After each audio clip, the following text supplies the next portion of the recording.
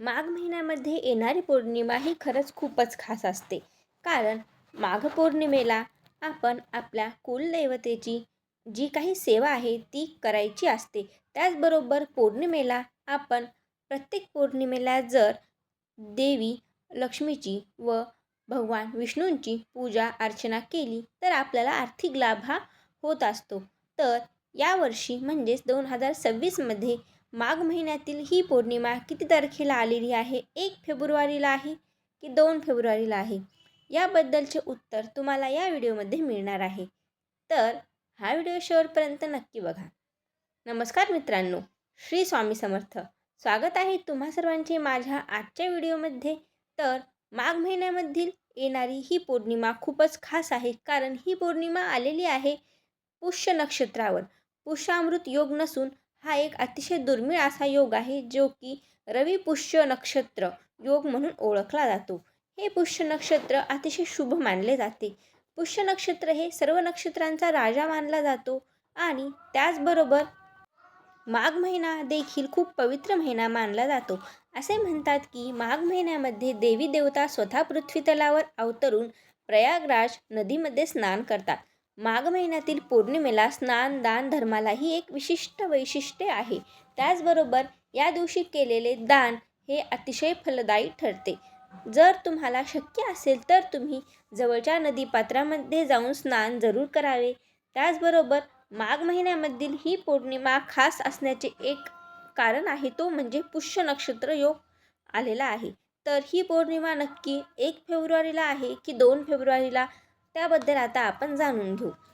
तर माघ महिन्यामध्ये आलेली ही पौर्णिमा नव्याची पौर्णिमा म्हणून देखील ओळखली जाते. म्हणजेच या पौर्णिमेला नवीन जे काही धनधान्य येतं त्यांची पूजा केली जाते. म्हणजे नव्याची पौर्णिमा, नवीन काहीतरी सुरुवात होते. वर्षातील नवीन गोष्टींना, नवीन धान्यांना, त्या धान्य आपण आपल्या घरी आणून त्याची पूजा करतो. तर यामुळे या पौर्णिमेला नव्याची पौर्णिमा देखील म्हणतात. तर 1 फेब्रुवारी रोजी सकाळी 5:38 पौर्णिमा सुरू होत आहे आणि 2 फेब्रुवारीला 3:38 रात्री ही पौर्णिमा समाप्त होत आहे. त्यामुळे माघ महिन्यातील पौर्णिमा ही आपल्याला 1 फेब्रुवारी वार रविवार रोजी साजरी करायची आहे. कारण असे म्हणतात की पौर्णिमेमध्ये प्रदोष काळ ज्या दिवशी येतो त्या दिवशीचीच पौर्णिमा ही मुख्य पौर्णिमा मानली जाते.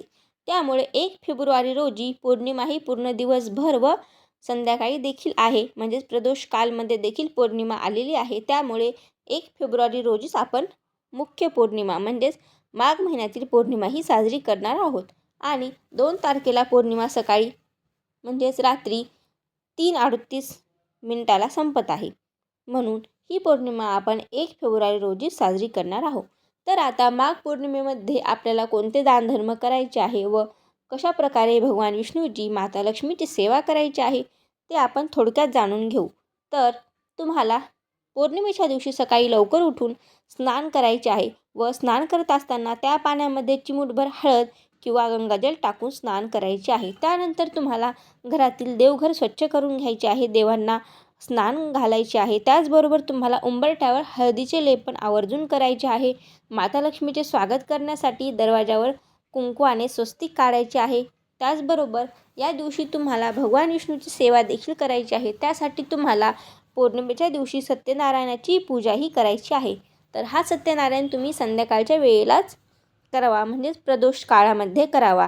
या दिवशी आपल्याला माता लक्ष्मीच्या स्वागतासाठी संध्याकाळच्या वेळी म्हणजेच प्रदोष काळामध्ये तुपाचा दीप आपल्या दरवाजामध्ये लावायचा आहे व माता लक्ष्मीचे मंत्र मनातले मनात म्हणायचं आहे. ओम लक्ष्मी देवीय नमः, ओम लक्ष्मी देवीय नमः. तर अशा प्रकारे तुम्हाला येणारी पौर्णिमा ही साजरी करायची आहे. त्याचबरोबर माघ पौर्णिमेच्या दिवशी केलेले कोणतेही सेवा ही देव अतिशय प्रिय मानून घेतात व त्याचे फल हे आपल्याला लवकरच मिळते, अशी पुराणापासून व शास्त्रामध्ये सांगितलेले आहे. तर त्यामुळे तुम्ही सर्वांनी माघ महिन्यातील ही पौर्णिमा अतिशय आनंदाने साजरी करावी. या दिवशी तुम्ही देवाची यथोचितपणे पूजा अर्चना करावी, घरामध्ये स्वच्छता करावी, घरामधील सर्वांना प्रेमाने बोलावे, कोणासोबतही वादविवाद भांडणतंटा करू नये व मांसाहार देखील करू नये. या दिवशी चंद्र हा 64 कलाकलाने परिपूर्ण असतो. म्हणजे चंद्र हा पूर्ण गोल असतो व चंद्राचा प्रकाश हा सर्वत्र पसरलेला असतो. त्यामुळे ही पौर्णिमा खूपच खास असते. या दिवशी आपल्याला आपल्या कुलदैवतीची देखील पूजा करायची असते. आपण पूर्ण वर्षभर जरी काही केले नसेल आपल्या कुलदेवीसाठी, तर तुम्ही माघ पौर्णिमेच्या दिवशी कुलदेवीला नैवेद्य दाखवू शकता. कुलदेवीची सेवा अर्चना पूजा करू शकता व तुमच्या कुलदेवीच्या दर्शनासाठी देखील जाऊ शकता. तर आशा करते की तुम्हाला या व्हिडिओमध्ये व्यवस्थित अशी माहिती मिळाली असेल. तर पुन्हा भेटू अशाच एका व्हिडिओमध्ये. तोपर्यंत तुम्हा सर्वांना श्री स्वामी समर्थ.